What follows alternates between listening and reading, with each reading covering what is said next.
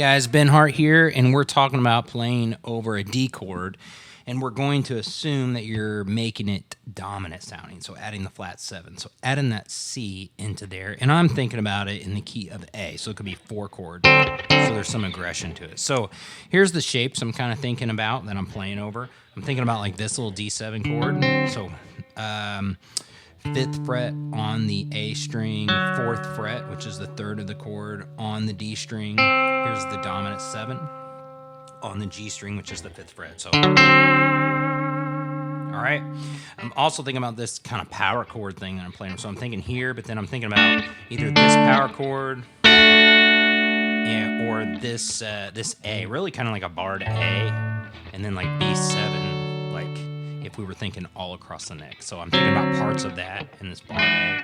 So here's a lick. All right, so I'm going to slide into from minor third to major third, so the 3rd fret on the D string up to the 4th fret, and that just gets me to this little like a part of a B7 shape up here, moved up here as a D. And then I'm going to go 5th fret on the A string, then back to the 4th fret, and then 5th fret, and then 7th fret on that D string.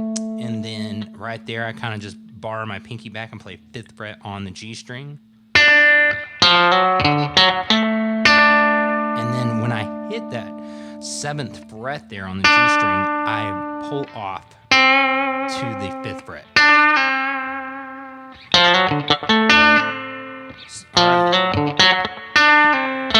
Then I come back down to the D string on the 7th fret. And that lets me get here, and I go.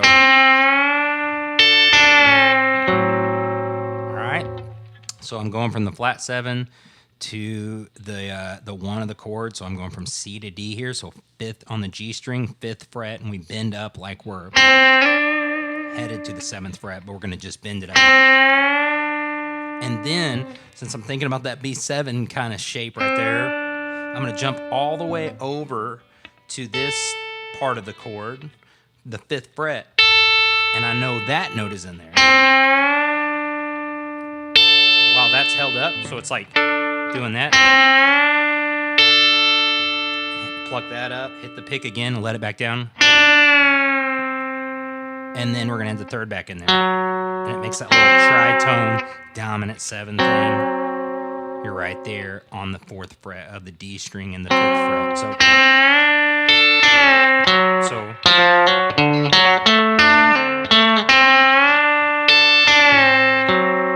All right, and the more some of these, you can barely press down, give it more of a, percussive thing.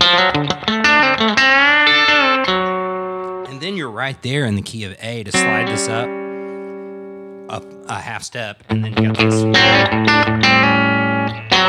then you're into A. If you get back to an A chord.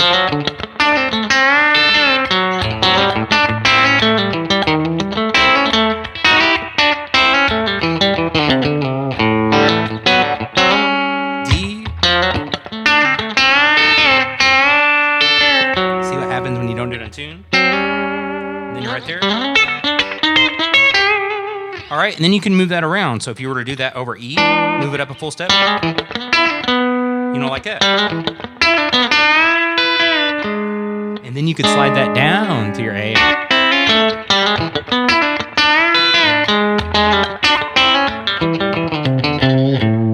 Okay, so there's a little something to think about, kind of like a B7 shape, moving it around, and also kind of this barred A playing out of those. I know those aren't quite triads, but I break down the triads out of that shape, and I go back and forth between them. It's kind of how I think.